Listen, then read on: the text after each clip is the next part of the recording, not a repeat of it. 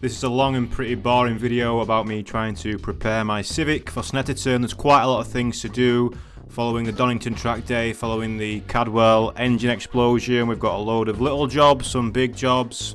We've got some new parts from some of the sponsors. We've got new discs, we've got new tow arms. We're revisiting Alive again in Louth to get back on the dyno.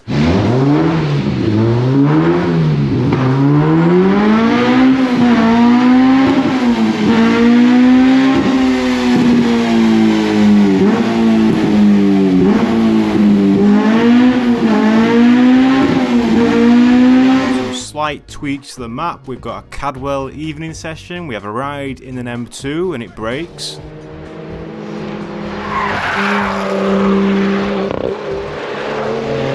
Oh, I broke his car straight away as soon as we started leaning on it.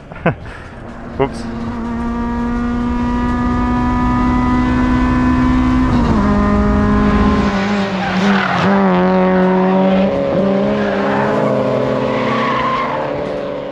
And then we finally get to Snetterton and do even more mucking about with the car. It's a long slug of a video. It took a while to edit.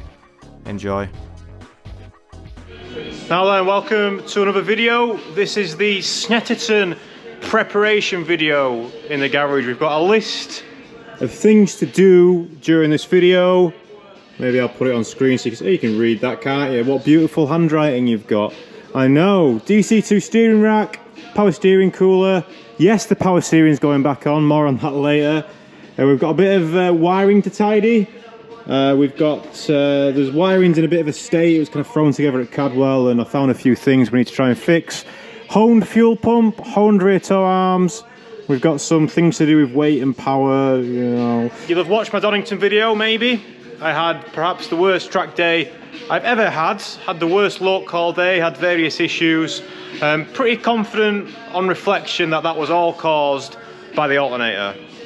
Now, was it the or was it the I mean, if you think two batteries died, so it's got to be the alternator, right? The alternator wasn't alternating, or maybe it was alternating too hard, and then, yeah. I'm settled on alternator. Obviously, that only happened the other day, and the YouTube video is a few weeks in advance, so what did the YouTube comments think happened? Interesting. Interesting YouTube comments. Yeah, I guess some of you thought the same as me, and some of you didn't, but always good to see what the comments say, right? So you see the car's already kind of stripped down a little bit. I've been doing some little bits, but I thought, hey, it's time to start that video. We're going to talk about some sponsors as well today. You'll have seen Honed on this list, and you might have seen Honed on a few of my race videos as well. I'll tell you more about that later. Front brakes as well. We've got some more parts from DIXCEL, from the Japans. Oh, we've got some new pads to try, a new compound to try. These brakes, the first time I put the sticker on, you can't quite see it, but we've got a temperature sticker. I'm not sure if I covered it at Donington, but my brakes got hot, man, like off the charts hot, so spicy. So we've got a different compound to try, see if that'll take the heat better or what. I mean, I never had brake fade or anything, but and the pad life's good, but it's just scary, isn't it, when you see temperatures that high. So power steering cooler, yeah, I'm putting the power steering back in. I just decided that it's not worth it, man. I did want to do this. What's this? Hopefully it don't leak on me. This, can you tell what it is yet? Can't say that anymore, but this is a power steering pump from an MR2 Mark III. So that was plan A, but I'm not going to have time. We're at Snetterton in a week, and we've got a decent list of jobs to do, right? So we're going to go back to the Accord power steering setup. We're going to actually run an oil cooler for a cooler. We're going to run a proper cooler. And we're going to run genuine fluid. I know, we're going to run some genuine fluid. The old fluid just, I mean, it was getting too hot on the original other fluid. It's just, it needed a bigger cooler. That was the problem, it needed a bigger cooler. It's going to get a bigger cooler, and hopefully it'll just be all right, at least to the end of the season. So anyway, let's get started. This is going to be a video over a couple of days. The first thing I'm going to look at, and the reason why I've pulled the radiator out, is I'm going to look at the wiring, and I'm particularly want to look at the charge harness wiring, which the charge harness, let me show you one off of the car. I've got a spare, obviously this Integra lives everywhere, so this is, hang on, come around here. You know, I almost had a tidy workbench before starting this video, but don't worry too much about it. So this is the fuse box side. So these two wires, I'm not sure what that loop does, but yeah, you've got your two cables here. One's for your starter motor, one's for your alternator. This comes down here, into here, right? This is the alternator connection. This is the one that goes to the fuse box to charge, and this is the multi-plug, which has a lot of corrosion on it. This is the multi-plug, which has like the signal and all that jazz. This is the knock sensor wiring, and this is the starter motor plug, and this is all in very nice condition, but the wiring that's on it, where's the torch? I mean, I started unplugging it last night because of how rats it all looked. I think this has got wet or something, or I don't know what's happened. Maybe in the engine explosion, because it was around here, this maybe just got soaked and the wiring's just not pretty, man. I wonder if the engine going is what killed the alternator. That's interesting. I've just had a thought. Live on camera, I had a thought. Because the alternator, I mean, it was an original one. Maybe the, you know, all the nasty oil and stuff maybe killed the old alternator, and that maybe would explain it. But yeah, the wiring, particularly the wiring into the starter motor. Right, long story short, it's a mess, right? And also, I've unplugged some sensors here because it turns out this cam position sensor for the intake was very nearly snapping off. Hopefully the wires are all right, but the wiring here is all routed wrong. We need to fix it, make sure there's no tension or anything, and just make it a bit neater. The injectors as well, that should be going under this fuel hose, but it goes over it, you know, just little bits. I need to tidy up the wiring. I mean, I'll not bore you to death with that, but just look how it looks now, and I'll show you again. That's going to be my first job for tonight. Tidy the bay wiring, honed fuel pump. Now we had fuel starve confirmed at CADWELL, and Honed have done a little setup which should allow the car to run a little bit lower on fuel. Not that we'll need to now that we're a heavyweight boy, but yeah, we'll talk more about Honed later. Rear tow arms, yeah, all good. Anyway, that was a big intro. Let me just tidy some wiring up, and yeah, we're racing in 1 week's time, so we're not gonna have time to. I was gonna book the test day. The test day, how much do you think it is to test just for an afternoon, right? Say you want to go to Snetterton and go on a test session twice, 2 30-minute sessions, how much do you think? £270. So we're testing and qualifying once again, boys. Yeah, average.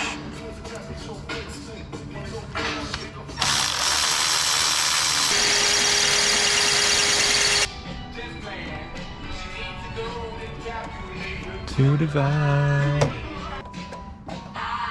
I would like to think your shit don't stink. I just pulled this charge harness off of the Civic. Just comparing it against this one. I mean, the one that's been sat about doing nothing looks a good bit more corroded.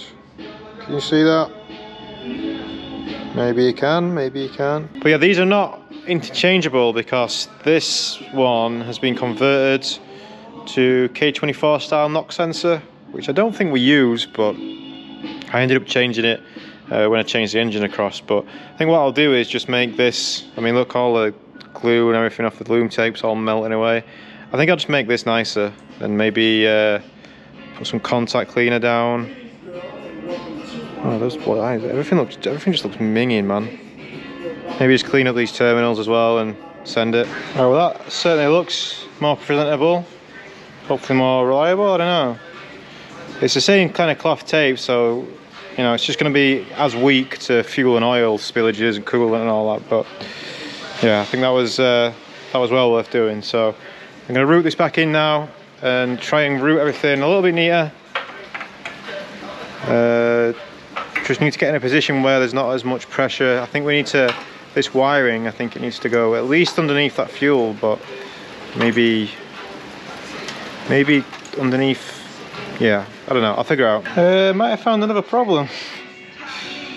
I took the starter motor wire off just to reroute the wiring really, but it's super loose, the connection. It feels like the, I don't know, wirings are dead or whatever. I don't think I've got any more terminals the same, but yeah, it's super flexy and just doesn't feel, you know, like it's making a good connection. What do you think?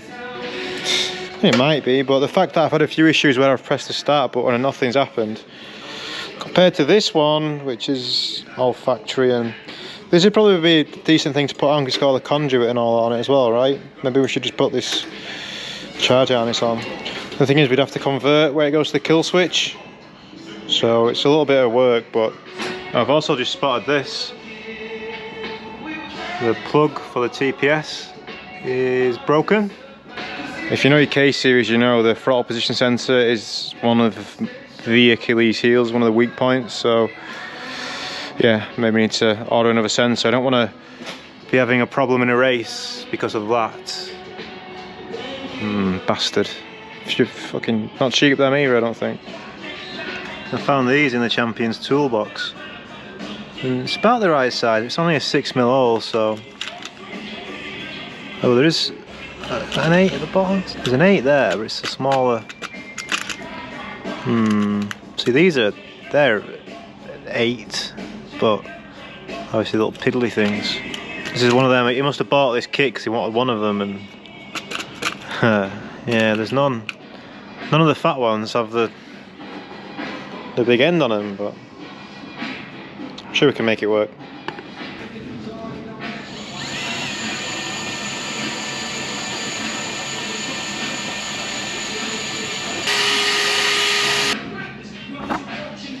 And copper. As the trial flies hard like a dove.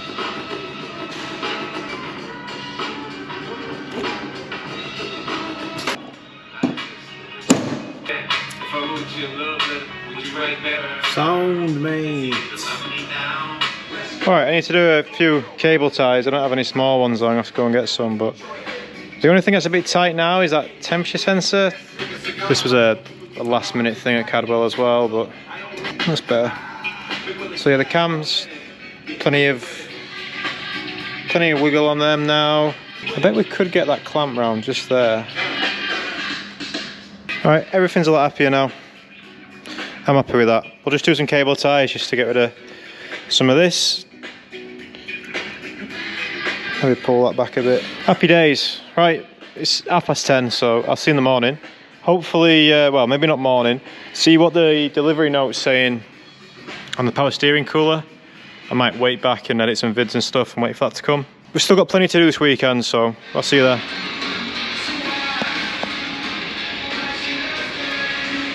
All right, we're back.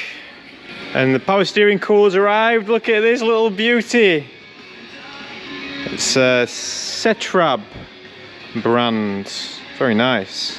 Looking forward to getting that on. It's almost small enough to put behind the headlight and just have it there, but I think the cooler, the reservoir might get in the way, but it might. Maybe we should investigate just putting it there, eh? I've already tidied up the wiring. Had to go and steal the Champions super nips. Fucking these things, man. I need to get mine sent off. I keep forgetting, but very nice. So I've got some cable ties. So the wiring's a lot neater now, a lot nicer. So hopefully it'll be reliable. It won't win a race, but it might lose one. So we need to get another TPS really as well. I mean, it's locked in and it works, but I don't know. Could weather get in there? Maybe, definitely. I reckon now. Weather could definitely. We could put some tape around it, I guess, but what do you say? Do we tape it? Tape it for good luck? Maybe. Huh. What do we think? It's not coming off anyway. Not in a rush. Yeah, we'll probably get one as a spare, right? Another thing that I want to investigate is this.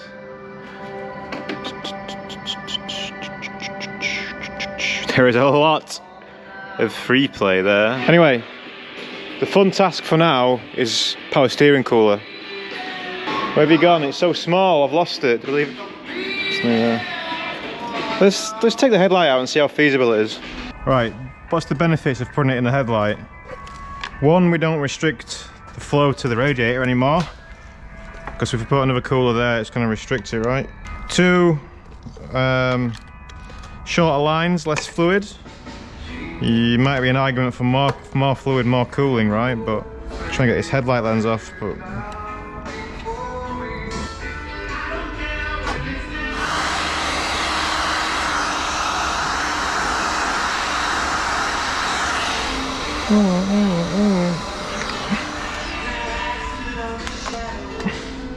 Well, that was intensive. That's heavy, that as well.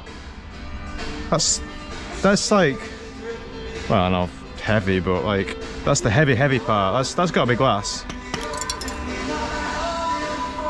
I think that's glass. I think we can make it work.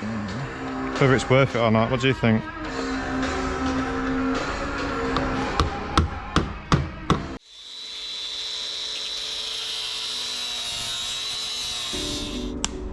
And we need to mount this separately and just have it sit round this. This is the plan.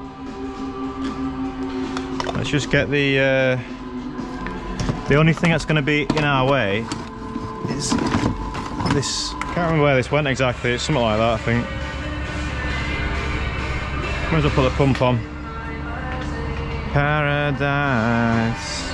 Alright, I've not been able to video for a while because there was a tractor running for ages outside and you wouldn't be able to hear a word I was saying.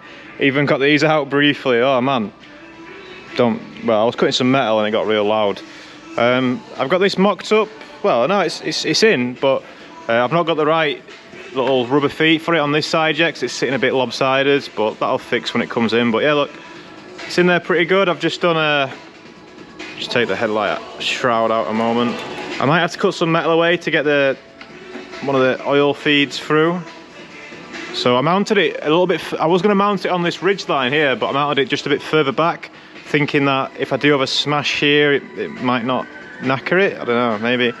But yeah, sits pretty good. So obviously I'll cover this with some mesh like the other side. I'll paint this black as well, so it's not as atrocious looking. I don't think I'm gonna. Maybe we could make this line now, just so. Yeah, fuck it. We'll make this line now, just so we've got something made, and then this line will be nice and easy once that sits down a little bit more. So I've got just a plate going across there. This needs bolting in, and then we've just got a little attachment at the top. It's a super light thing, so it doesn't need a lot. Obviously rubber mounted as well, so obviously vibrations from the engine shouldn't ruin it. Just did some riv nuts at the side and all that. Nothing major. Look, I practiced on this one. This was a nice job. Yeah. So yeah, when I get the proper rubber feet on that, that'll sit, you know, about half what it is now, and it should all line up a lot nicer. So let's not worry too much about this one, but this one is going to be an issue. I don't think the radius is going to work that well. Let's practice. I've got some cheap rubber hose. Let's practice and see. The return of the heater hose. I think it will work with this, but there's the actual hose that I bought. I don't know. Hoping that goes on there as well. That might be ooh. I think this is 9mm and that's 10mm, but maybe squeeze it on. It only needs a Jubilee. It's only low pressure side. I don't need. Might be able to rotate that a little bit.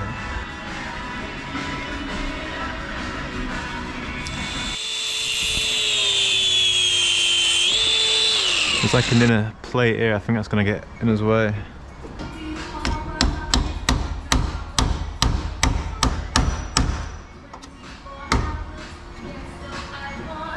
Don't be falling in me fucking cooler, like.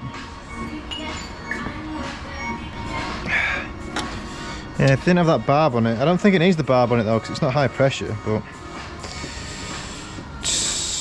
you know, if it goes on, it might go on once and that's it.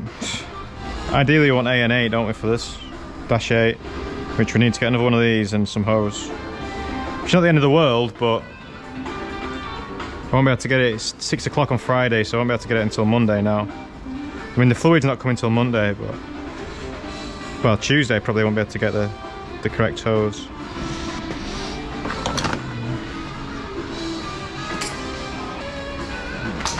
I know this is not the way to do it, but that's the old hose.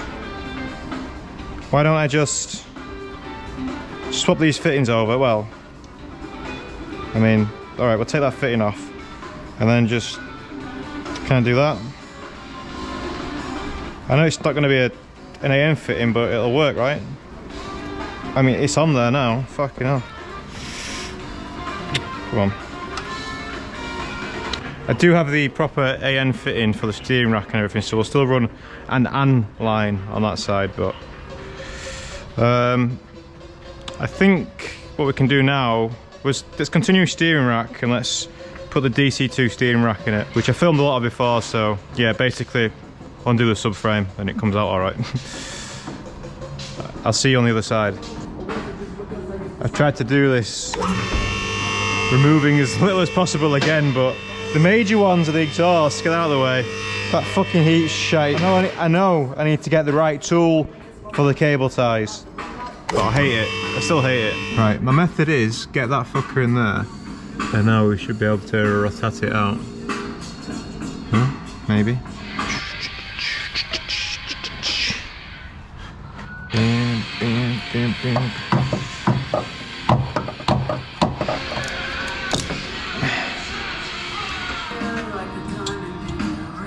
Maybe it was just that boot all along, but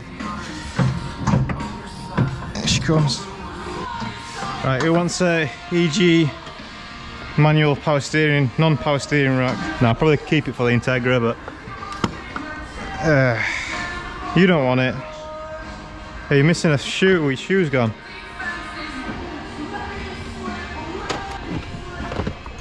Oh, them bushes are good. Seem alright. So this has obviously not been used for a long time. It does have recent-ish track rods though, so they'll be alright. Bit stiff, but that's cool. At least I haven't got that.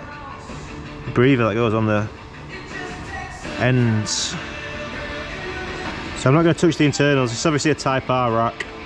That was an SI rack apparently, but I'm going to give it a clean and drain the oil out of it. It's just a bit manky in it.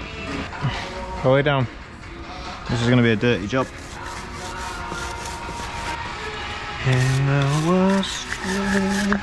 This had never been off the DC2 until I pulled it off before Donington the other week, so it's got, you know, 20 years, well, maybe not 20 years, 10 years of road miles on it. It's crazy, isn't it? The DC2 was only 15 years old when it... Oh no, it would have been after that. Would have been 17 years old when it came off the road.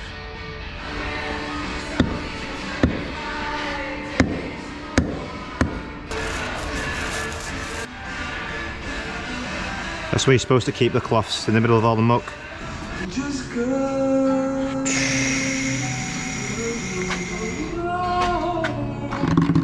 Is this going to go everywhere?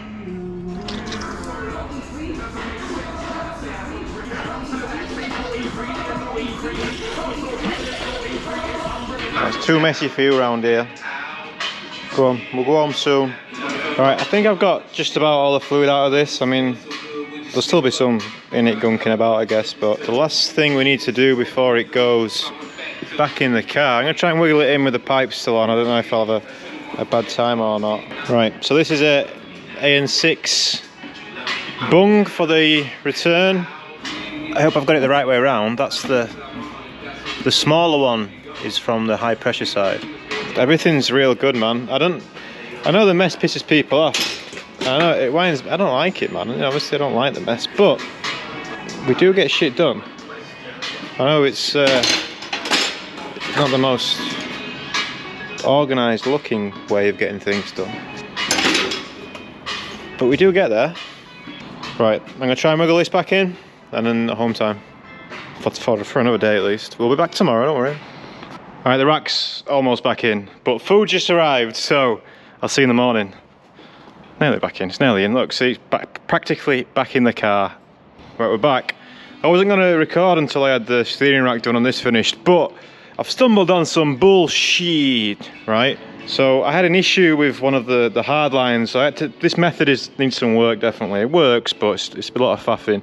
Having to take the hard lines off is a bit of a pain. So I'm putting the hard line back on, and the threads, I don't know whether it fucked on the way out or on the way in or whatever, but the original steering pipe threads just went all mangled. I was like, oh, no worries, I've got a couple of spares, right? I'll just throw a spare on, deal with it later.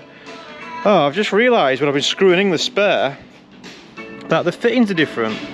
So it's about 10 mil, maybe even more, no, about 10 mil shorter, but it also has like a shank bit on the original one. Now, the differences in these, as far as I'm aware, one's come from an SI and one's come from a UKDM Type R, this UKDM Type R. But yeah, I just noticed when I was threading into the rack that it kind of went all the way down to the, you know, it was locking off like a normal bolt rather than, you know, stopping itself. So anyway, long story short, I've been and pinched the best thread file in this building and cleaned up the threads on this best I can, and now I'm hoping that it now threads in, but you have to, it's right fucking pain in the ass.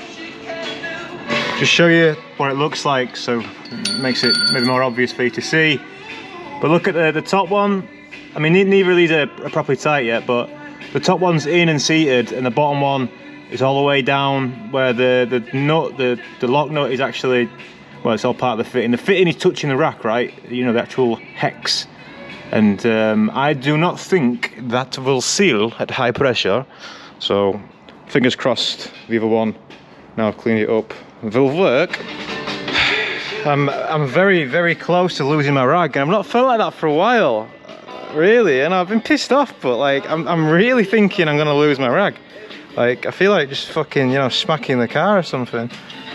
So the fitting on this side, I got the other one in, and then this one's just being a cut. Like, I've cleaned it up to fuck, and they're both the bore and everything. It's an M12 by 1, so I'm not gonna be able to get a tap today. I just fucking can't say that, but it's fucking, you know what I mean. Alright, we're a fair few hours on. Had some stress, man, with the steering rack and then with these AN lines.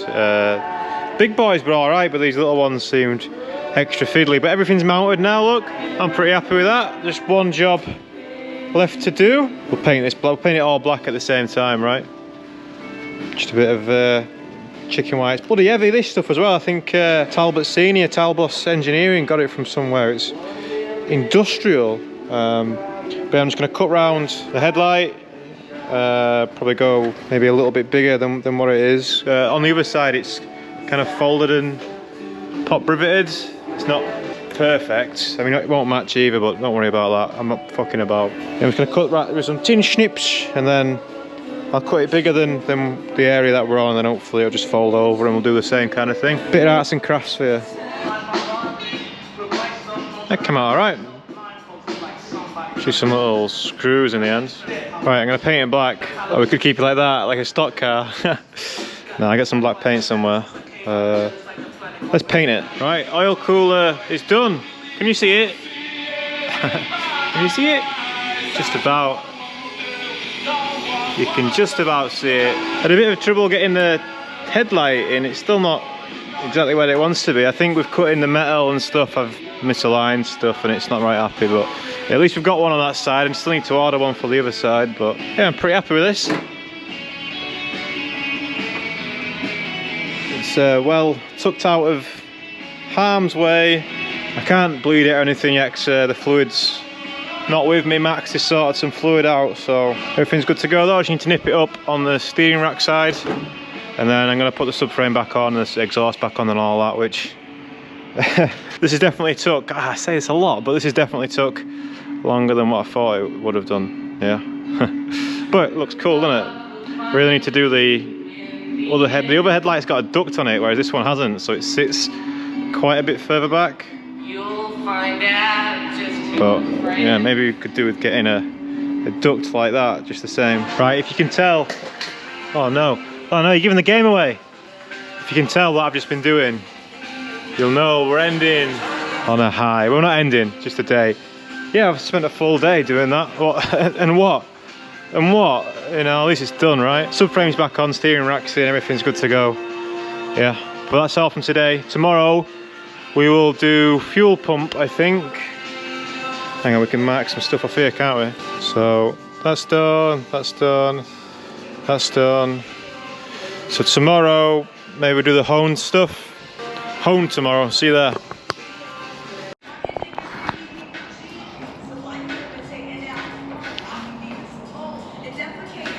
Alright, day 3. So I've just been putting the front end back together. Notice something. If you look at these splitter mounts, I posted my video this week, or was it last week, when I put these splitter mounts on, and yeah, they've gone out of stock everywhere since, so I'm not sure if related, but they used to be 30 quid, now they're 130 quid, because I messaged the seller and they says, oh yeah, we've all sold out, so they're having to come from Hong Kong, so yeah, might have screwed myself there, but hey, I do it for the love. But look, it's moved. so that's not good. They were all the way down, now they're all the way up, so when I've had contacts with the floor, the splitters moved. So nicked good, nicked good. We'll tighten it back up and hope for the best. But yeah, both sides have done the same. I'm going to put some bigger washers on this side, but yeah, not good that they've moved. They've moved a fair chunk as well. That's like 20 mil or something, loads.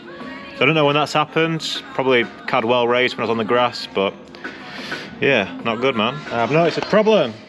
Look at this. All those bolts are loose, but it wobbles at the top.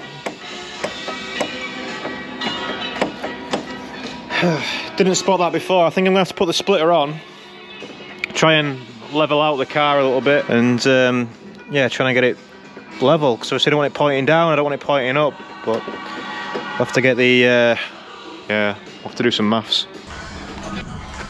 2.2 degrees up, so if I go all the way that way, it's 2.4 that way. If I go all the way the other way, it's 3.7. All right. So we kind of need to find them. That's annoying. We need to find the middle ground and then tighten it up. So we want that to be 0, really. People tune it this way and that way, but a good starting point for us is just going to be 0. So we want it in line with the brackets, really, don't we? It's going to be about there, isn't it? So that's annoying. It's not all the way one way or another way. It's somewhere in the middle. But we should be able to tune it with that top bolt. Because it's the top bolt that it's pivoting on, right?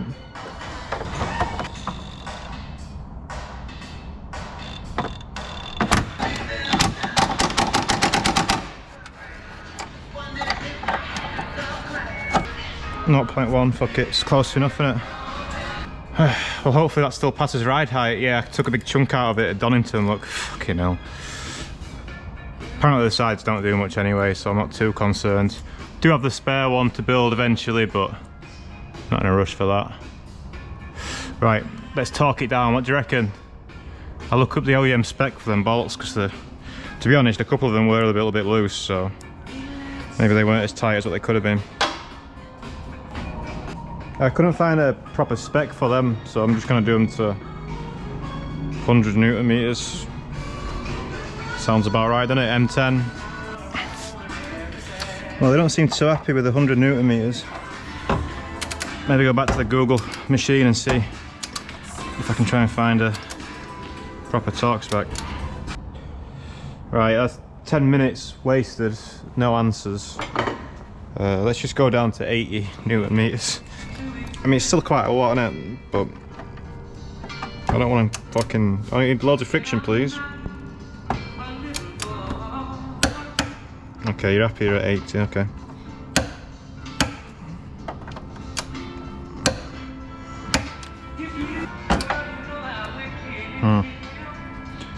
This is going to be a challenge.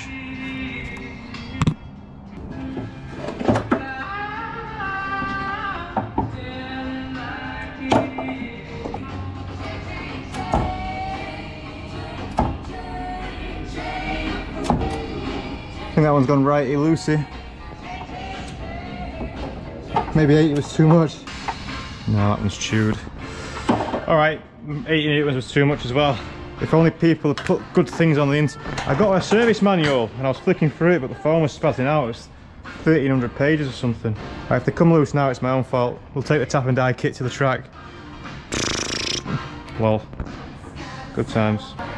Now I think about it, I think the subframe M12s are only 100 newtons, so probably trying to do the small ones to 100 as well was a bad idea. Probably 60 would have been enough. And on one of the days, God said, "Oh yeah, nice, yeah." Hey, interesting one.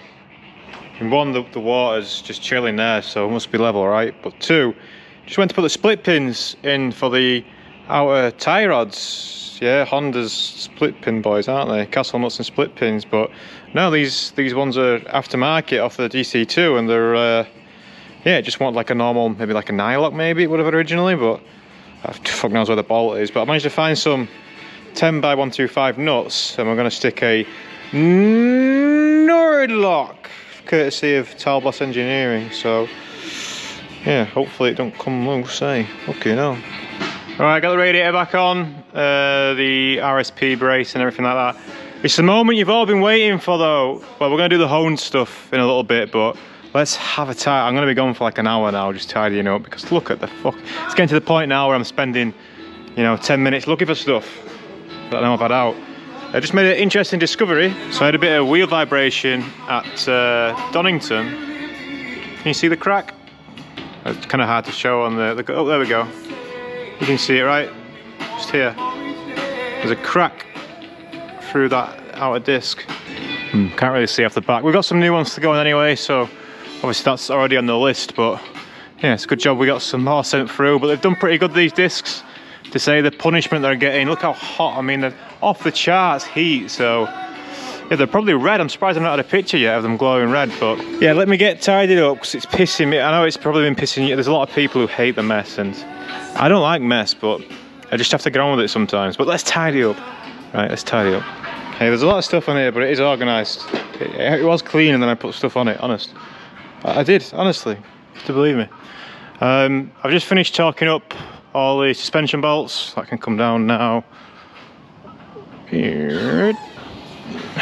So I got away with only undoing one real suspension bolt, which was this lower fork. And maybe they didn't even have to do that, I don't know. They had to drop the subframe to get the rack out. The rack still needs connecting on the inside, but obviously because it's a different steering rack, you know, I wasn't able to mark it, so we need to wing that once we've got the turntables on. I've not put the exhaust on yet because I want to run the power steering. Well, I don't want to run the power steering. Obviously I can't run the car with the exhaust off it, but I just want to at least get some fluid into it and make sure there's no leaks, because having the exhaust on will make it harder to get up there, obviously. So I'm just going to keep the exhaust off until I need to run the car, right? Which will probably be either tomorrow or the day after. Oh yeah, I cleaned the shit out of this as well. I tried a few things, and the best thing was wheel cleaner. You know, alloy wheel cleaner. Stuck that in it, and it got rid of all the schmeg, really. Let it sit for a bit, and then managed to get a brush in just about, and then jet washed it clean and all that shit. And it's, yeah. Well, oil cooler looking good. Big oil cooler looking good. Sound. So our next job is going to be toe arms. I've decided to do toe arms next. I know a few of you have been wondering about the Hone sponsorship, because I never really spoke about it, but obviously they've been appearing on videos. So the short version of the story is basically Hone reached out to me after I bought the Civic and said, would you be interested in collaboration? And obviously I'd heard of Hone, I like their posts and I like what they do. But I didn't want to change anything on the car because I just bought this car that I knew was competitive. And I said, thanks, but you know, I don't want to throw a lot of your parts on until I've raced the car a little bit and all that. And they said, yeah, no worries, fair enough. How about a bit of cashies? So yeah, they threw me some cash, which obviously helped with entry fees. And then I mentioned them on the videos and put their name on and all that. And that's come to an end now. So we're now in part 2 of the Honed, and you might have seen Honed online. They call themselves Honed Developments. That's just because of domain name reasons, I think. But it's time to do some Honed development. Yeah, that's how I sold it in the email. I think it works pretty well, right? So they've supplied me with these rear toe arms. They're adjustable, kind of sawtooth thing. Should make it lovely, nice and easy to adjust. What we'll do is we'll set it on the, if you don't know how the toe works on these, I mean, I guess you do because you're following, right? Come this side. So these are currently PCI arms, spherical again, but you're supposed to, from the factory, you move them on these, I don't know what you'd call it, they're like slots, right? And then you use the friction of the bolt and the little captive nut behind it to hold it in place. And most people sack that off when they go aftermarket arms, but PCI have not made these arms adjustable, and it's a pain in the ass to adjust the toe in the factory position. So what these will do, hang on if I can, I need a little light for or a neck torch or a light for the GoPro. What these will do is go in place just there, like that. And then we'll be able to, if we want to make some toe adjustments, We can keep this fixed, you know, we can lock it and paint mark it. We could even, some people then weld it, you know, weld it so it doesn't move, because it is known to move, right? But I don't think we'll be doing that. But anyway, what we'll be able to do then is make adjustments on this little sawtooth thing by just taking 2 bolts out. It's good, right? It's a nice idea, I like it. You'll have seen quite a lot of the other stuff, like the hard race arms and bit in the middle, and one's an opposite thread, so you wind it and it changes like that. That's a camber arm, but their toe arms are the same. This, I've never seen anyone do this before, and I like it because what we can do is we can set it here on our flat patch-ish, on our tables. We can set the toe, and then we can mark where we'd need to adjust it to on the track, and we'd know that the toe would be right. So we wouldn't even have to take the strings out, and we can make toe adjustments. We're probably gonna have to use these 2 lads, I reckon. Hey, did you see that? I knew exactly where my tools were. So you might notice when I undo this, it'll probably move. Or maybe knocks some droop, but... Oh yeah, moved. Went outwards, toe out. Not really done much on the rear of this. We set the... I forgot to do the lock nut. Haha. Interesting. The rear on this just chills. I mean, we've changed springs and stuff, haven't we? But not really having to do any maintenance. Obviously got those bottom of the sea hard race camber arms in there now, but they seem all right. Well, based on the very limited number of laps we did at Donington, something's been hammered on this. Oh, gravel rash.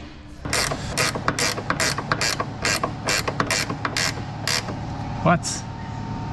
I was not prepared for this asshole design. What's that all about?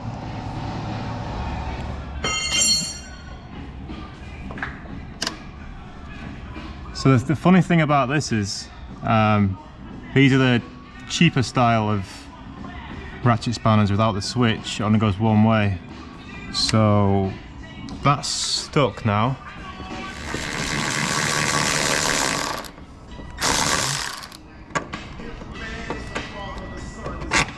Right, unfortunately the head cam died. Memory card, that's the other one, yeah. Normally bring spares, but don't seem to have put any in my box, so sorry about that. So no more head cam. Yeah, I just took the trailing arm bushes out. Look, rubber, interesting. I do have some spherical ones that I bought for that. But like I said, the rear feels good. It's just in the front that's been a bit of a twat. So obviously the PCI ones, they're fixed, and honed can go from being that to being, so we've got 4 different settings, right? And on the longest one it's about OEM, but obviously we've got that factory slider as well, which I wonder if it'd be possible to wind the factory slider kind of either all the way out or all the way in, just so that we know it's in a, you know, we know it should be all the way out, or we know it should be all the way in, kind of thing. I'll leave it loose anyway, and we'll check it on the alignment tables while I play. Oh, they've used 12mm bolts as well. Gotta respect that, yeah. Keeping up the Honda theme. Although I thought there might be 13s, but no. They've gone to Japan standards and they used 12s. Gotta love that, man. They've clearly thought about it. Because obviously 13 would be standard for an M8, but no, they've gone no. We're gonna put 12mm because we know that's what Honda people like. That's the head of them M8 bolts. Right, I get this in, get the other side done, and then I guess we'll move on to the fuel pump. I don't think we'll do the alignment today. Probably be a job for tomorrow, but we'll come back to this. So, funny story. Just gonna pull the ADHD card out. I know it's popular these days. I fuck knows where I put that bolt, man. The bolt that goes into the body there. It was obviously in my hand recently, but I mean, and I've tied it up, so there's not that much muck to waft through, like, you know. I've put it somewhere, but I've only been here and there. What the fuck, man? Yes, never mind. We got it. Right, it's a two-hander. Right, that's done. Didn't end up needing Jackie in the end, just, yeah, got there. What have I spotted? Oh yeah, I didn't think they'd be sided, because they never are, but it looks like Honda have actually sided them. So you can see a gauge there, where the minus is in the outside. Minus is the same here on the outside, so we've got them back to front, left to right. Let's just never speak about that again and hope that Honda don't see this video, but yeah, they're on. So what we'll have to do then is, or what we'll do is, we're not going to be able to just lock it one side or the other, I don't think. We'll set the toe as it is on whichever setting, you know, because this is the minimum side anyway, so this is where the arm's at the longest, and making that shorter, we'll add toe in. So what we'll probably do is maybe make it the shortest there and have like maybe a mil of toe in or something, and then just see what the difference is when we move it all the other side, and then we can get a gauge on, you know, each step, how many millimeters of toe that will change. I decided it'd be best to do the discs next to save, you know, going all the way down, going all the way back up. We've got a couple of interior things to do as well tomorrow, so we'll just do it all tomorrow, the fuel pump. But last job for today, the brakes. So I've got this one off. You can see the crack here does go all the way through. So yeah, pretty nasty. But if you look, I saw, the reason I asked for some discs off DIXCEL was I could see these little hairline ones appearing. You know, they've had some punishment, but they've done, you know, they've done all season and all the test days and everything. You know, we're halfway through the season now, so they've had plenty of abuse. So, you know, how long do discs last? I think we were spoilt with the MR2 ones lasting so long, because obviously it's not that heavy on brakes, but this car is definitely, you know, it's carrying more weight and it's going faster. So yeah, that's why we're gone through discs. And also the pads, I mean, these pads look barely half worn. These are the RA type, but if you want good pads, then you're gonna eat discs. There's no real way around that. No manufacturer of any brake can get around that. But I'm very impressed with the pad wear, pre-rounds and, you know, a couple of test days, and yeah, looking good. But yeah, nice and simple brake job. Just gonna put the new discs in now, and then tomorrow, well, the other interior job is just a voltmeter, by the way, but it's all good, right? We'll get everything underneath done. Sweet. I'm gonna cross this one off, because we're gonna get some detent springs off them and do it all at once, I think. That one's done. In fact, why don't we just cross it off when it's done. Like driver. I need to order these bits still. Try and remember to do it tonight. I've got the plugs. Right, tomorrow then, fuel pump and battery gauge. Right, it seems like a good place to pause for today. Slow and steady progress, but we've still got 4 full days to do the rest. Hopefully the fluids turn up tomorrow that we need, and then yeah, I'm looking forward to bleeding and being able to see. I'm not going to put the bumper on. Bumper can go on last, right? We don't need the bumper on. All the intake and everything's on now, look. Brakes are done, rear toe arms are done. Hey, look at that. What does that say? Dude, what does mine say? So the fluids have arrived. So we're gonna do fluids before we do interior. I'm really looking forward to having the power steering working and all that, and we'll top the radiator back up and everything. I think everything's back on coolant wise, isn't it? Yep. Okay, so let's start filling up our systems. I'm most looking forward to, well, I mean, for one, we'll be able to see in the bottle because we cleaned it. Both of the bottles. Oh yeah. Goddamn right, it's a beautiful day. Right, let's oh, that's a little bit, maybe the weight of the fluid, it'll hold in a bit better. I mean, it was fine before, so it's gonna be fine now, right? Let's do some fluids. All right, exhaust's back on.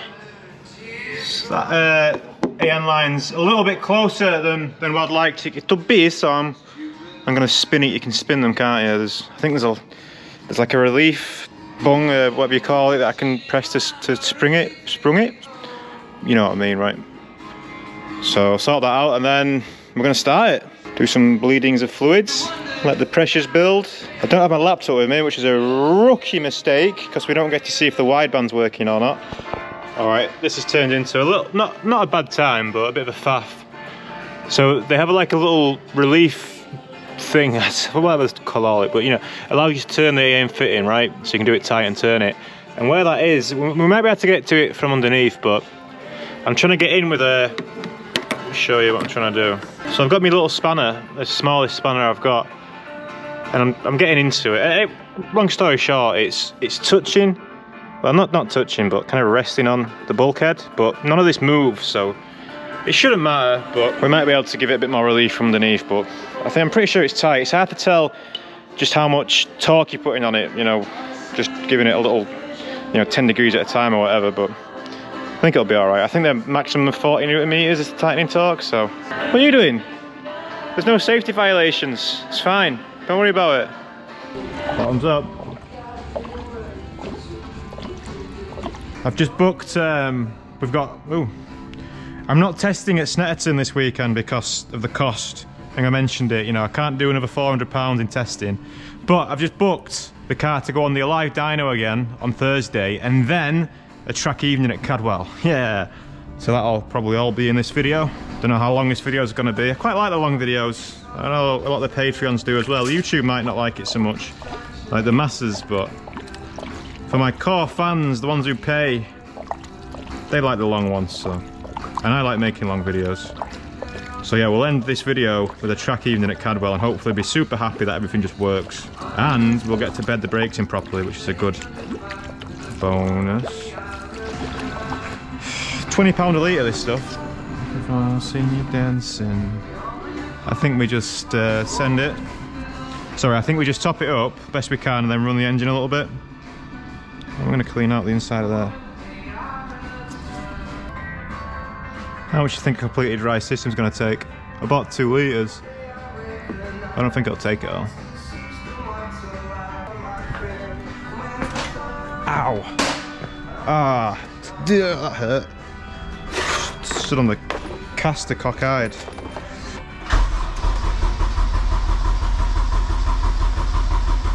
Well, starter motor works. We've put less than half a litre in. Sure, that can't be full on half a litre, right?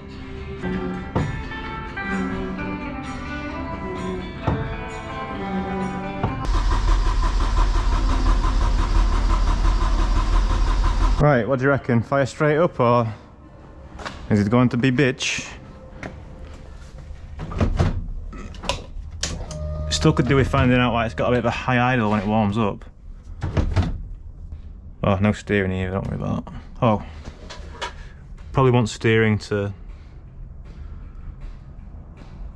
no, it won't matter.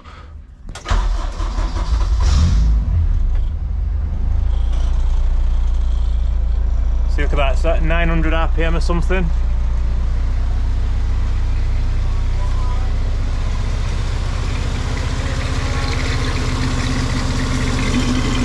Oh wow, it's drank. Ah! Drank all the fluid immediately.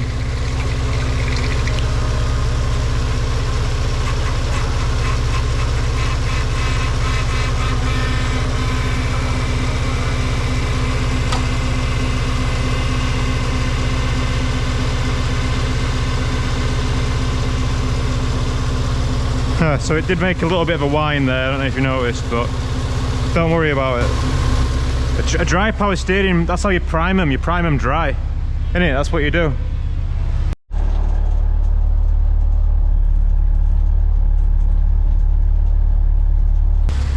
There's a faint metallic noise. Just gonna switch you off for a moment. That, I mean, that looks kind of loose. I don't know if it, size is it like 19?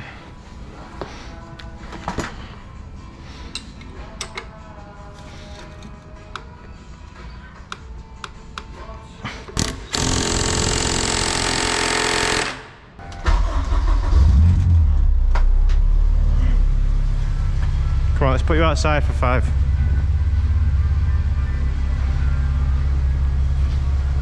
Come on. Come on. Absolutely love this car, by the way. Come on.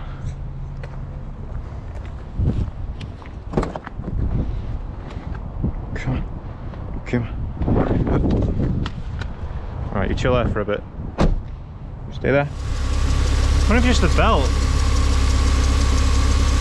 Maybe the belt's got some shit on it, or one of the pulleys got some shit on it or something.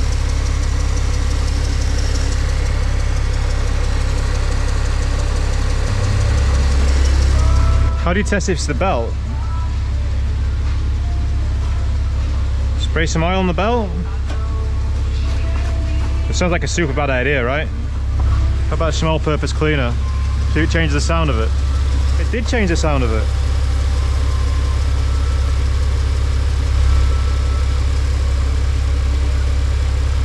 It's the belt. I do have another belt spare. Okay, it's just the belt. Okay, that's good. I don't know how safe that was, but it's done now, isn't it? Let's look at the interior. Yeah, so we've got this fuel pump and then we've got the battery gauge to fit. Do the fuel pump first. Just while the system's all pressurised, so I've just been running the car. Now I will look at the instructions for this because it's got a special, this is the special part. I'll get the old unit out and we'll compare them, build it up and then swap it back in, yeah? Sounds good. Right, the Champion's bought a toy and we're going to test it out. You see? Oh, we've got a neck light. Starting to look at the fuel pump in here. Oh, and I think the neck light will be good. Oh yeah.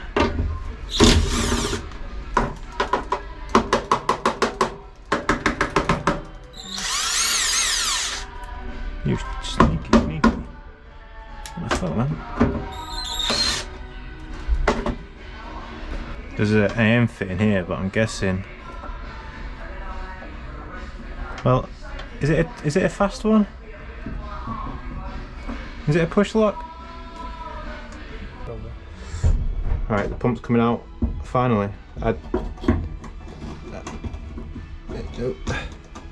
She's a tight fit. Fucking hell, that was ridiculous.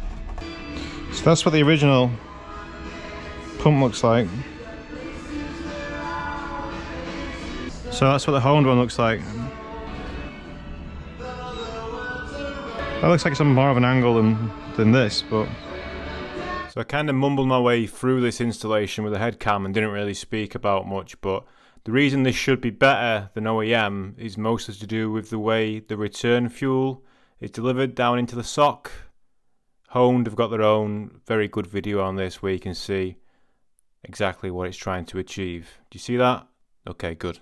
Right, let's get back in. What do you want? You can't come in. No. No. You can't come in. No, you can't come in. Go lay down in your bed.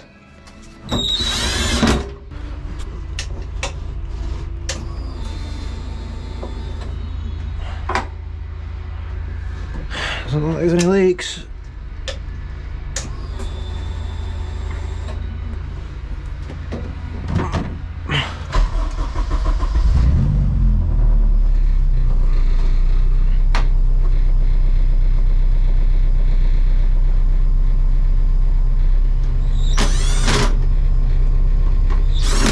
Alright, funny story. I wanted to end the day. Yes, these days are flying past, aren't they? By doing that, I've made a right mess. I've already hoovered it up once. Yeah, the little 12 volt thing has a little securing ring on the back of it. I don't know what I've done with it, man. Have you got it? You can't come in. You can't come in. You can't come in, I'm afraid. It's alright. Go lay down. Well, we're going home soon. I just need to find the securing ring. I've got... I mean... Stay out. Stay out. Where could it have gone, man? Like, I had it because I was trying to do it, and then, man, I've been looking for it for so long. I'm losing I'm losing my mind. Unless the champion took it with me, because he took it with him. He was in here. Is it in your pocket? Is the ring in your pocket? Are you sure? I've looked everywhere, man. Right, I found it in the end. So, quick demonstration, and then I'm going home. Well, I've got one more thing to do, but ignition on, battery volts. Thank you. There we go. Happy days. Kill switch. It's not even ignition, sorry, it's just on the kill switch, so turn you off, shall we? I'm doing some heavy racing this weekend. I don't know if I've posted any of the videos before now, but not only racing Civic and not only racing with DIXCEL, but also today signed up to race a Porsche. I know, right? But in the DIXCEL car, the RS3, I'm going to put my pole position in it. Well, I'm going to put an pole position in it. Probably going to take the MR2 one out because it's the biggest boy. So yeah, I'm going to take that with me tonight. Go to DIXCEL in the morning, fit that in the RS3, and then we'll come back here and do the wheel alignment. So I shall see you there. Okay, this might be the last day if we get everything done, the alignment and stuff. If we get it loaded on the trailer tonight, that'll be sweet, I reckon. But we'll see how it goes. We've still got tomorrow. If we're prepared with a day to spare, then that would be a new record, I think. Let's have a look if this wideband sensor's working. Hopefully it just works, right? But it was a pain in the ass. I think the connector, it's the connector in there that's a bit shit. I've checked it internally. I took the box off and looked inside, and it looks like it's all good to go, really. But I think it's the pin inside, right? I can't remember if it's the powers. Is it power or there's no power light on here, which is really annoying. There should be like a power light. That'd be nice, but I think it's, yeah, I do think it's the power which is causing some issues. But let's get the old Honda out and have a look. Well, that's inspiring. It's working even without the engine running, which I thought the engine had to be running for it to work, but yeah, it just seems to be working. I've just remembered one more thing that we've got to do engine wise, and then we'll move on to alignment. I'm just going to change the spark plugs. It's currently got 3 of the spark plugs from the other engine, and cylinder 3's got 1 mystery spark plug that I found in one of my boxes, so yeah, let's change up some freshies. If you're wondering why I don't use iridium plugs, they're like £2 each, and change them every now and again. I'd rather change them often rather than just have the same I know iridium plugs are meant to last longer. If I had a road car, I might have iridium plugs, but I don't think on a race car, I don't think you should have iridium plugs. Gapping plugs is not something I'm too familiar with. Well, I mean, I've not done it for a while anyway. I definitely didn't gap them when they went in, but maybe a little bit too much. Yeah, just done it a little bit too much. So the spec that I found for like just an OEM, we're not going to go for like, we're not going to try and make it bigger than what the factory is, and the factory specs between 1 and 1.1. I can't get the 1.1 in, but I can get the 1 in, so that'll do. Did you know that there's a special torque setting on these? I think we covered it in a previous video, but basically nip it down, so get it seated to crush the washer is a 1/16 of a turn, and then you want to do between 1/2 and 2/3 after that. So that's the washer seated now, and then go to from like 1/2 to 2/3 from that. Yep.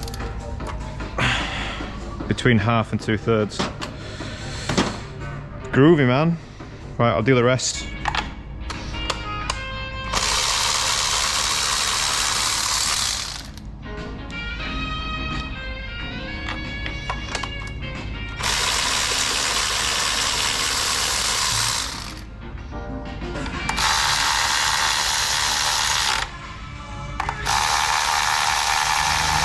Right, we need to try and figure out where the middle on the track is,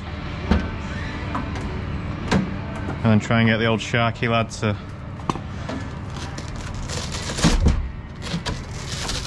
come on. It's not going to be enough wood, that is it?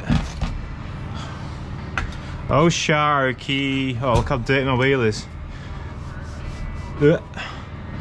I know you've seen them covers you can get for them. They're fucking expensive, man. I thought they'd be cheap, but they're not. There is a big bit of wood there, mister. Yeah. Right, so let's go all the way one way.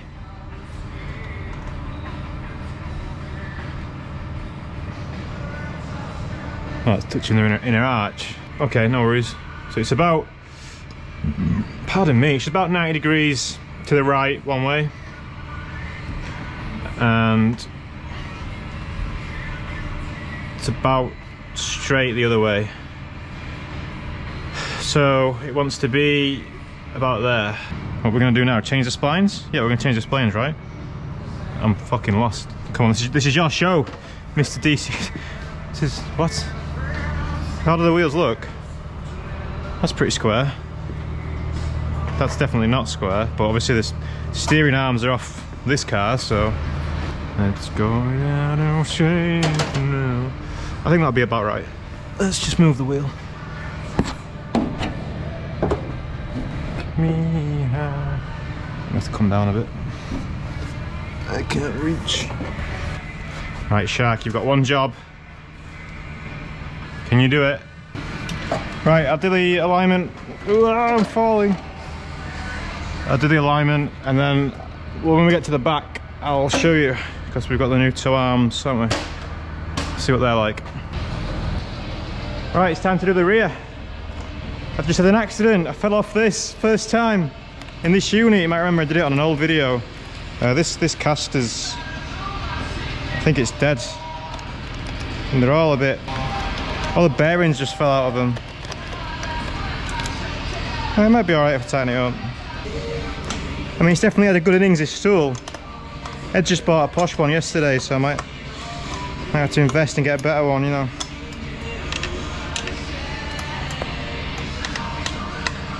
Come on, old girl, there's life in you yet. So yeah, we put them on left to right, but let's not worry about that for now. So they've got 4 positions. It's currently on the longest position, right? So when we adjust this, the toe will go in. So what we want to do really is set the toe to like a maximum value. So we probably want, yeah, that's probably all right where that's naturally sat there. That's probably all right. So let's just nip that up. Well, we'll measure it, right? We'll measure it. Let's just nip it up a little bit. We'll check the other side, see how that's rested. And we need to tighten up this one because that's still loose.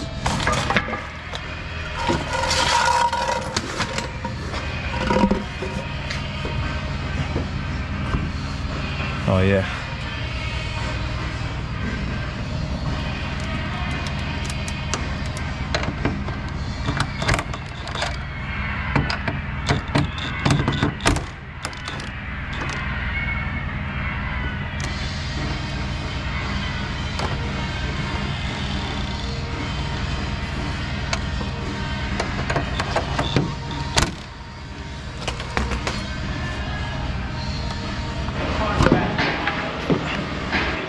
Alright, dog. Right, I've had a good play with this now. And yeah, I think out of the 4 settings, I think you're probably only going to be using 3 of them. So I've set it up so that one of the settings is neutral, 0, and then the next step on my setup with my ride height and my camber, and obviously, you know, your results, your mileage may vary, but it then goes to either 2 mil out or 2 mil in, which is quite aggressive, but I guess at least you know where it is. I don't know if it's through with my like rubber bushings or whatever's going on, but it so badly wants to tow out the arm. I know they've got some kind of special design which everyone raps on about on the forums, where when you brake it tows in, you know, to increase stability. But yeah, certainly when it's static now, the trailing arm just wants to do that at the front. But no, it works good anyway, good design. So I can mark it now, so I'm gonna have it one setting for neutral, so I like to run it neutral lately, just square, and then see if it's raining heavily or something, I can knock some toe in, or if the car's maybe feeling slow in low speed corners or whatever, or not turning, see if we get to Snetterton, it's got a lot of hairpins. If it's not quite biting on the hairpins, I can then go to 2 mil out easily when we get there. So yeah, happy with it. So thanks to Hone for supplying that. The fuel pump seems good as well. Where's your safety gear today? Huh? We're going to start with a weigh-in. So without me, what's it going to be? I would say 960. No, it's going to be more than what I think anyway. Oh, it is. 978. She's so heavy, man. Like, for no real reason. She's so heavy. Why are you so heavy, car? 978. So if I'm 95 in the gear, then that puts us up to 1073. Kind of low on fuel. I think it's got like 15 litres in it maybe. So that's the ballast. Obviously could bring it up to 1093. We don't know where the tune is going to go yet. If it's easy to like bring the power down to say 210, then you know we can get away with being less. But 978, wow, didn't expect that. Hey, you might have noticed we were missing something then. Are you going to stay? 983. Christ. Is there anything else we're missing?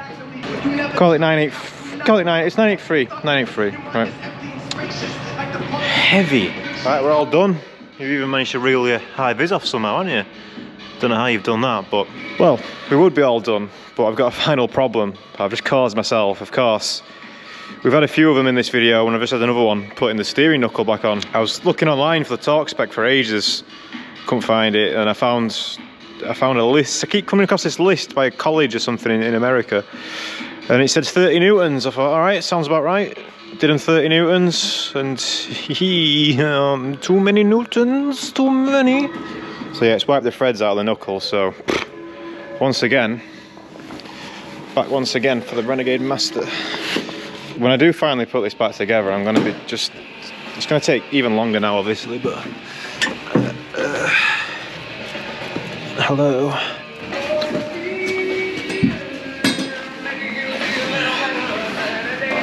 $22 anyway, so I've got the service manual now anyway. Don't worry, we're on it. I got the service manual on my phone, but it doesn't like it for some reason. 22 Newton meters. Yeah, I'm not having big fun actually. We've ended on a bit of a low there, but we're not ending. Right, see you tomorrow where we'll clean it. Everything's done. List. Spark plugs. Oh, is that is not a whiteboard marker. Dyno Thursday. We're not gonna. Well, we'll see about that. Corner light. Josh is gonna bring me one. TPS I've ordered. Alignment done. Battery gauge done. We've done it. Everything's done. So tomorrow we'll clean the car. Probably just health check, maybe make sure we've done things. I think the bumper still needs to be attached on the sides. I'll do that now before I leave. But yeah, just clean it and then we'll get off to Louth for Dyno and Cadwell. Still to come, but the boring bits are done now. So wake up, come back to me, Yeah. What? Day 4? Day 5? Day 5? Maybe. The tractor's still running outside. They're doing some PTO stuff. I don't know what they're doing. But I'll keep this short and sweet. I've got some parts. They're not all for this car. Where's my sweeties? On CADWELL, they got some. They give me a shredded Haribo box, but can he find? I want my sweeties. Where's my fucking sweeties? Got some splitter brackets for the E46 if we ever get round to it. What the hell is this? What is this? That just packing, is it? Is there anything in there? Sweeties, are you in there? No sweeties in there. Just packaging, I guess. Here we go, here's the main thing. Got a new TPS. Yeah, decided, well, the words that Hosh used were, would you like it to cause a race failure thing? And obviously no, I wouldn't, so we'll keep the one that's on it for a spare, but we'll put a brand new one on it. And yeah, I mean, 100 quid, but 100 quid insurance, right? I got another toe strap. I was thinking about having 2 at the front.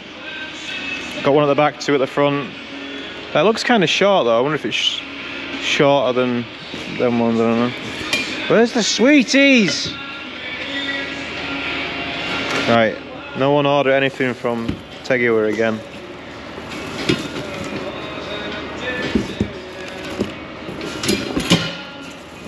Scam artists. As if they sent me a shredded box of Haribo, but no actual Haribo. Motherfuckers. Anyway, I'm gonna get this on, and then it's really just clean the car. That's pretty much all we've got to do, is clean the car. I'm gonna put the trim back on for the steering UJ and everything. Now that's fixed from last night, but yeah, not a lot to do today. This is how you know you're serious about racing, right?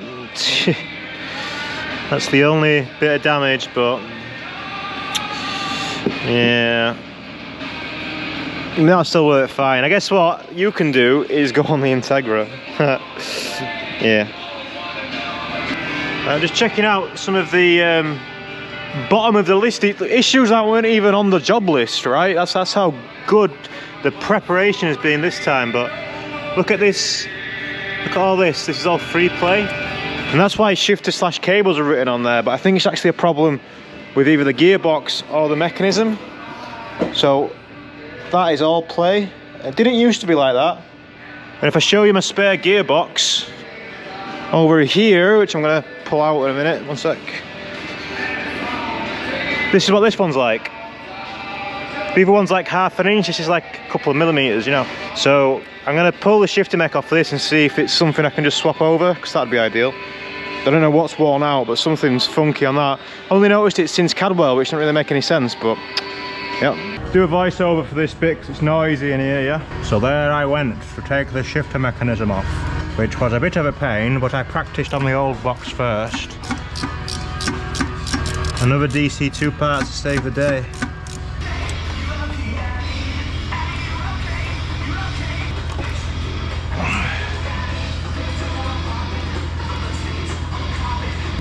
That bolt's backed out.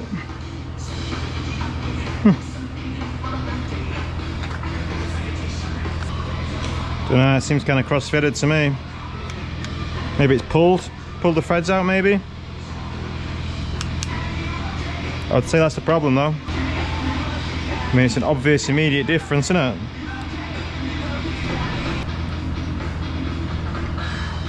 I bet that doesn't rotate on this one. It does not. Yep. No problem though, pal. Put that in there.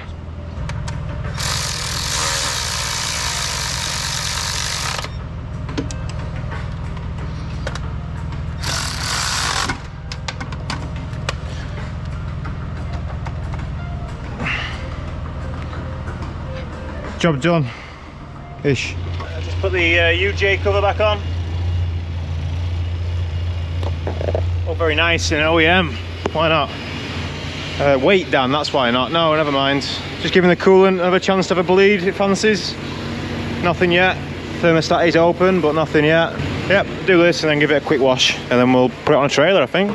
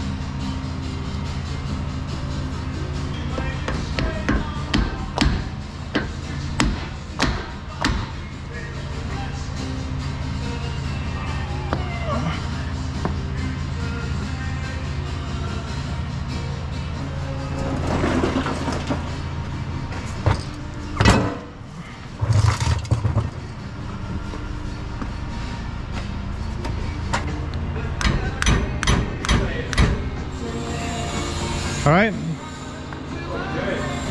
just having fun, you know. Rebuilding my spare drive shaft, but I, you know, they have a little compression ring on them. Yeah. That just kind of snapped in two as I was putting it back on. Cool. So now I'm trying to rebuild it out of a spare that I think might work. You all set? Yeah, car's alright. Started organising these and remembered about the drive shaft. Ah, I see. There's pizzas there if you want some. The old rabbit hole, I'm fucking starving. There's loads, yeah, there's loads.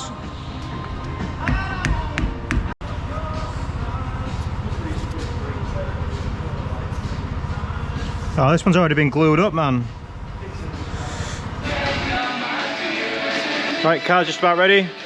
Just need to give it a blow over tomorrow morning, load it. Been organising stuff. Yeah, okay. See you in the morning. Alright, we've made it to Alive. We're in Louth. I had a sketchy drive down, man. I was a little bit late. Oh, I weren't late, but I was pushed for time, and the van had a quarter of a tank. I thought I might do it, but I've got here on literal fumes, man. But we're here, and there's a petrol station just around the corner, so hopefully we'll make that. But yeah, let's find out what the Civic can do. Alright, we're here with Stuart from Alive. Look, had a bit of a scary start. The ECU wouldn't connect to the laptop for some reason. Took the lid off, made sure the board was seated right, and it just started working. So the car was running, but just, yeah. Anyway, we're gonna do a power run now. See where she's at with the old map, see where the fueling's at and all that jazz. You ready for it?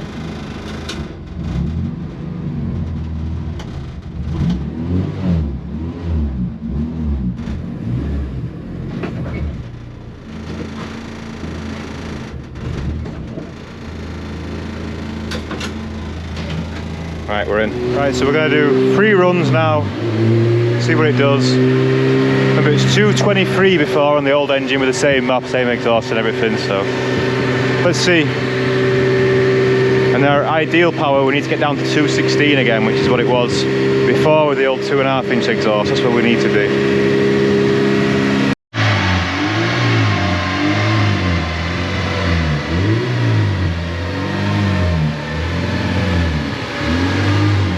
Trying to get the coolant temperature up now. With the fans going, though, it seems to be sitting on about 75, so I don't know, maybe he's going to turn the fans down, or maybe just going to do a pull now. Everything should be up to temperature anyway.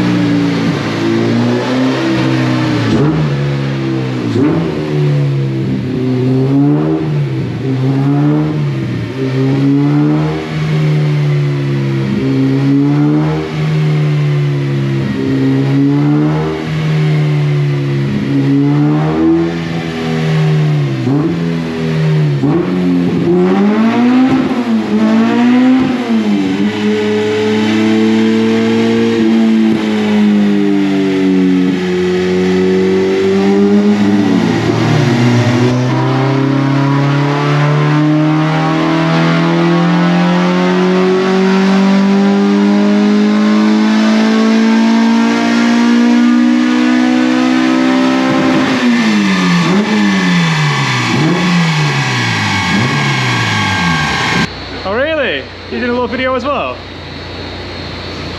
Right, we've settled on a tune. We've been playing about loads. Had Josh on the video call, he was helping out, and Stu was obviously, we're all giving his input. I don't really know much about it, but it was all good fun, and we managed to get the power down. So it was 226 was the highest before, and now it's down to 218. So that'll save me a good bit of kilograms, because the engine was making obviously more power than what it should have been anyway, but it's roughly 5 kilograms per brake horsepower, so that's a bit spicy, isn't it? Alright, we're all done at Alive then.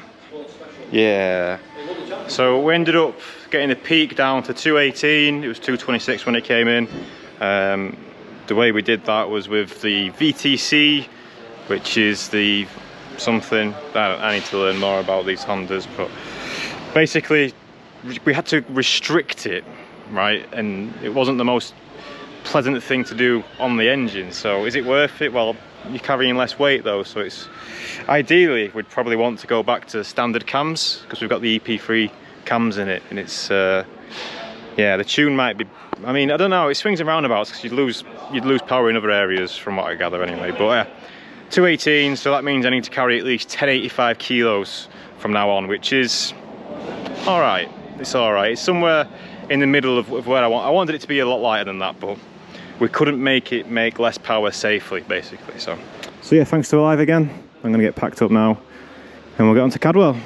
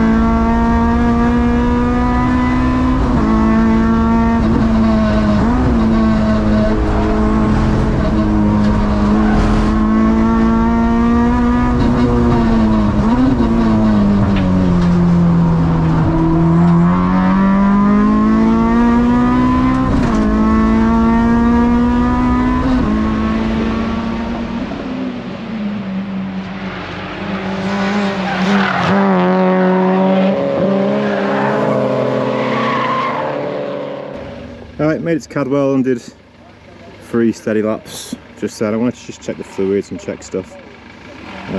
Car feels loose, man, but we were only going slow, so maybe that's why.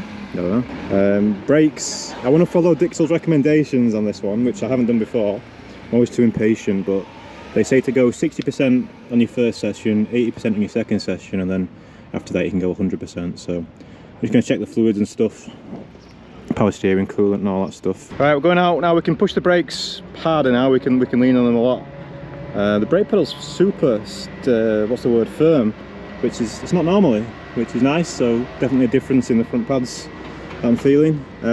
But yeah, we can lean on the brakes now. Right, we're going out for the second session. We can now use 80% of our brakes, apparently.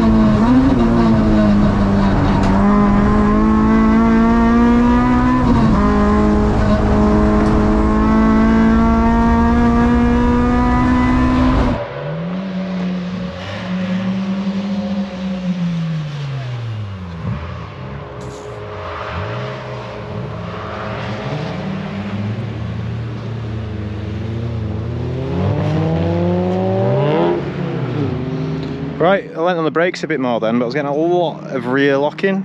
I think the extra camber's not helping at all, so probably going to take that out and redo the alignment when I get to Snet, check over it and stuff. But I'm not going to gain anything by keep going out, I don't think, not on these tyres anyway, so I'm going to leave it for now. The car works.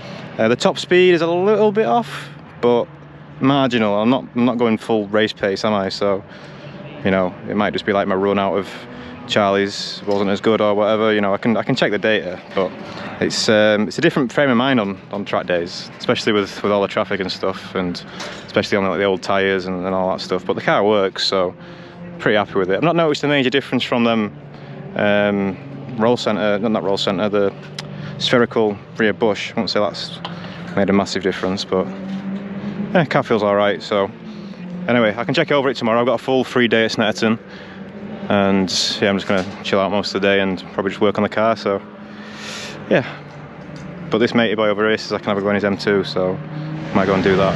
Alright, we're off out for a session in the M2. I'm not going to do a video on it because there's no real camera mounts in it, but I'll try and sneak my helmet cam in. But yeah, this is fine. We can leave this as it is. It's fine. Alex is going to get us some outside shots. Yeah, I'll try not to come sideways up the mountain much. Loads of them were too rough. How much does it weigh, this? Do you know? About 1,500 kilos. Wow. Bit of a fat fucker, but How do you know if the engine's warm? no, it's warm. All right. It's fine. Yeah, don't worry. That's why I bought that gauge. Okay.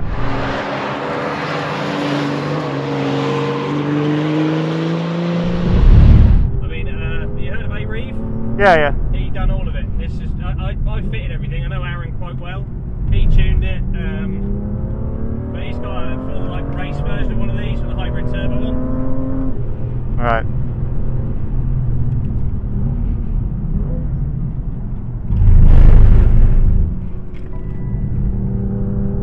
Yeah, right. What's wrong with the brake system? What's it saying? Brake system.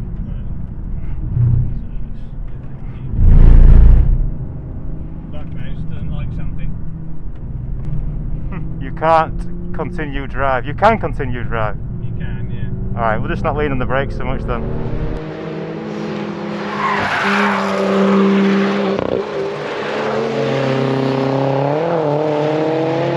Just a bit concerned if the ABS is working or not. Take it back in. We'll take it back in and we'll clear it off. See what's causing the fault. Contact BMW. Whatever. Yeah, brilliant. Like BMW, you know what the fuck they're doing. Oh, thanks for letting us take it out anyway. No dramas, mate. I reckon it was, because it's real bumpy there, you don't really feel it in this, but maybe it just spazzed out the ABS a bit. I'll tell you what it is. Give me 1 second. Oh, I broke his car straight away, as soon as we started leaning on it. Whoops. Good job we didn't do a review video. Alright, we're all done at Cadwell. So yeah, I broke matey's M2. The ABS just seemed to go a bit nuts into the mountain, and we were still warming the car up, the tyre pressures and all that, so didn't really get to lean on it, but got a feel for it. M2, yeah, nice car, fast. Ridiculously quiet inside though, ridiculously quiet. Thanks to Alex for getting us some exterior shots tonight. But yeah, we didn't really learn a lot from the Civic other than it worked, which is good, right? Better than Donington. The car works, so that's good, right? I'm going to spend tomorrow at Snetterton going over the Geo. I'm going to take that rear camber back out, go back to where it was, which was 4, I think. It was 4.5 front, 4 rear. I put up to 5. It's too much. It's blocking up too much. It's just not good, man. That's just not good. And yeah, we'll do like a general health check, and we'll reset the splitter height as well, because I think, well, I know for a fact I caught it on the trailer before I put the wood out when I was loading it this morning, so splitter's going a bit like that. So anyway, that's it done. So I'm gonna get packed up, get to Snetterton. I'll see you there tomorrow.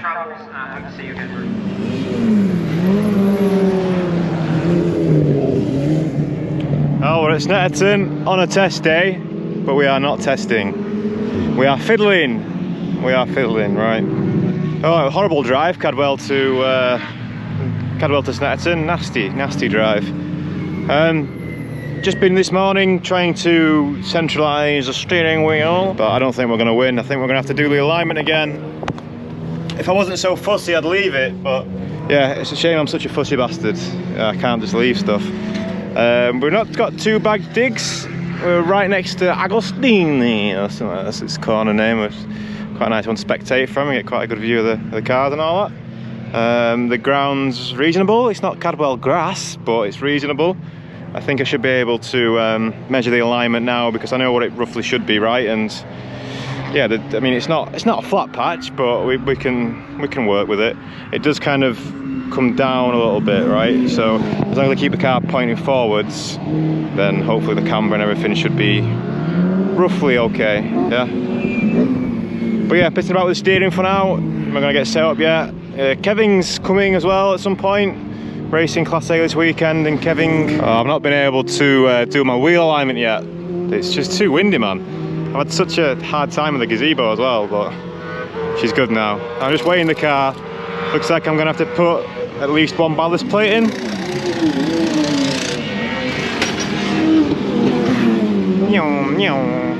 So I've got the helmet in my suit just sat there. We've got no cameras in, but I got big boots on, but I mean I've got shorts and a little cap on, man. Yeah, so the weight should now hopefully be like 1087. Oh, almost.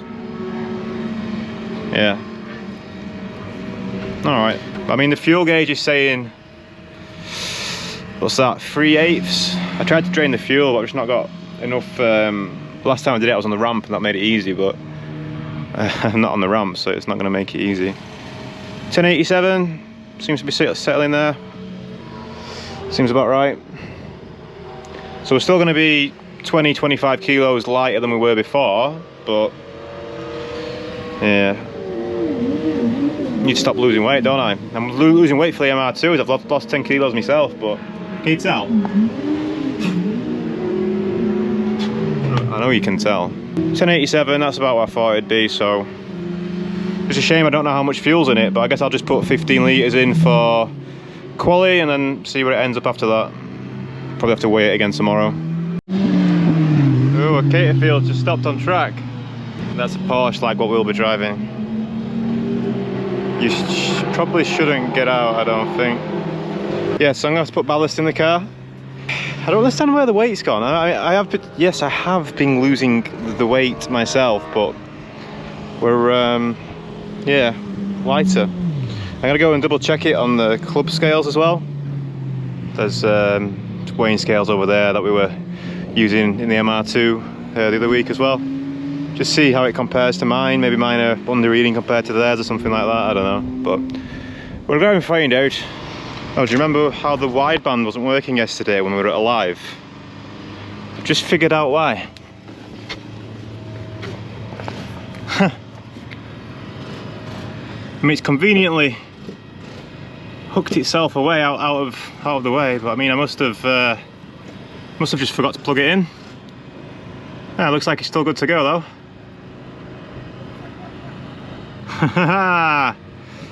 Ah, fucking hell. Alright, I've been doing some heavy procrastinate, but we're going to do some work on the car now. We're going to reduce the rear camber. So I'll measure what it is on the floor now. Obviously it's not going to be what it should be because we're not on a flat, but measure where it is now, measure it in the sky, take a degree off, drop it back down, see what it does. I'm just adjusting the camber by the racetrack. So it was 3.5 in the air just there, so we want to go 2.5 to go back to where we were.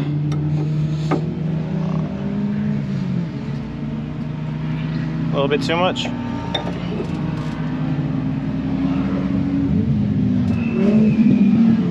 She's playing with me. Oh, you don't like the 2.5, do you?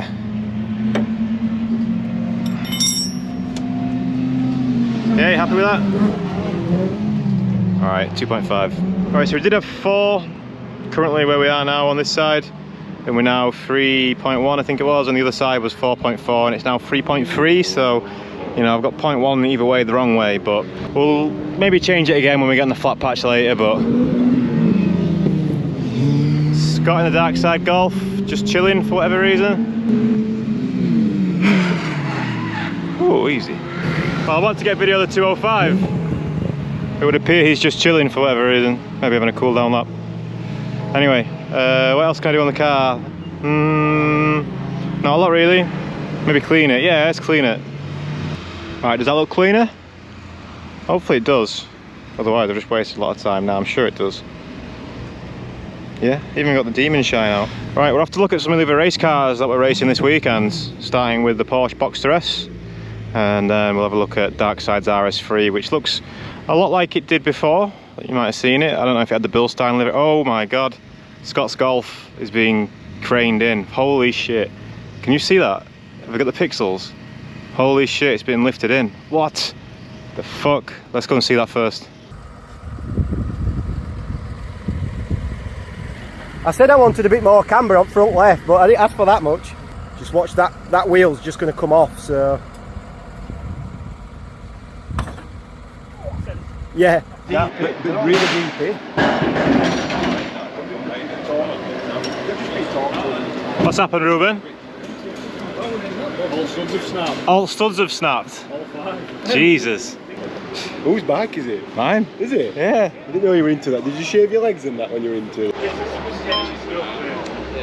What do you think it breaks? Weird. Shit hammer. Might be a bit tall for you, that. It is, I'm not that big. I'll have to go have a seat in this Porsche. Dead. Dead.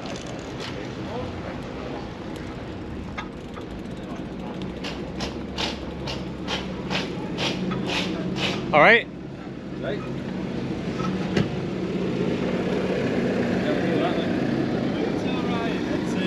They're gonna move. Are you gonna get off here? They're gonna move Amarok, I think. I don't know about it, but I feel like I'm being inconvenienced. Unless you can get round, I don't know. I might just stop there. Yeah. Is it? We're not going to leave the trailer in that here anyway. Where's the Porsche? Come on, let's find the Porsche. I can see it. Ah, it's got the roof off. Interesting. Oh, legacy. All right, I'm here and I'm waving a GoPro. All good? Nope. Oh. Car is broken. The problem this morning with coolant. No, not even this morning, this afternoon. You did 2 sessions, right? No, 1. You just did 1 session, 2 laps, Jesus Christ. Well, he did have booked 2 sessions. The first session was ruined because of coolant, and the second one's got oil, done some oil. What are you doing there? You're a lunatic, man. Oh, it's all going off. So we might see a lot of smoke out of here. They've got some weird... Where's it gone? This thing here? Whoa, yes. Oh, have that, mate. Oh, he's got his windows up, it's alright.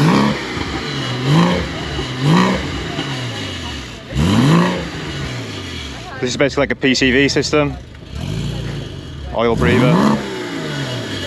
And he reckons it's failed. There's still the original parts still in the car now, but they reckon this is what's failed. Hopefully we can get it sorted out for tomorrow. We're qualifying. We're first out, I think. Oh no, second out.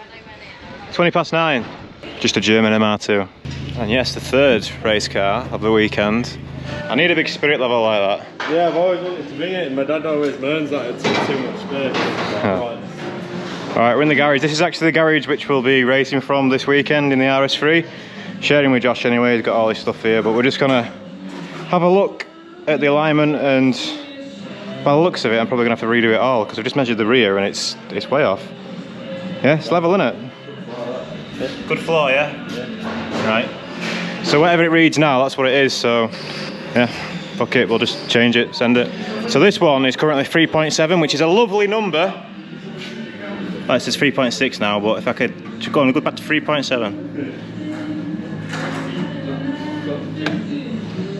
Oh, 3.8? 3.9? Right, alignment done. So, camber's not perfect, but the fronts are maxed out. For some reason the front left's got more than the front right, but that's probably the optimal way. If it was going to be any way, it'd be like that, right? Rears are fine. So I think we've got 4.5 front left, 4.1 or something front right, and then 3.8 on the rear. No, 3.8 and 3.7 actually, so both left tyres have got a little bit more. And then the toe is actually the fast road toe, because it's how it's landed. I didn't have to adjust the rear toe. With changing the camber, the toe has gone in slightly on both. So we're going to run a mill toe in at the back and a mill toe out at the front, so it's like a fast road. So we're going to run square tyres tomorrow anyway, so Dunlop 215 square, so that'll be interesting. That's how Chris ran it last year. I think it'll be alright, I think it'll be good. But yeah, obviously testing a new setup in qualifying as per usual. But yeah, all done here now. This video's not coming out for like 6 weeks or something. Fucking might still be here. Yokohama 235/45/17 for sale, £300 for the pair. Contact HCR Works if not already sold. I'm gonna end the video here, or maybe not here, let's walk away from the noise. Car's ready to go for tomorrow. Yep. Busy day, so we're racing the hot hatch, we're racing the Porsche trophy thing, and then we're doing the road sports tomorrow, and then Sunday we've got another day full of racing. So this has been a bit of a different video. What we've done, we've worked on the car, we've tested it, we've dynoed it, and then we've hung out at Snetterton for a day. So let's end it there. I'll see you in the future. We'll have to get some scran, yeah.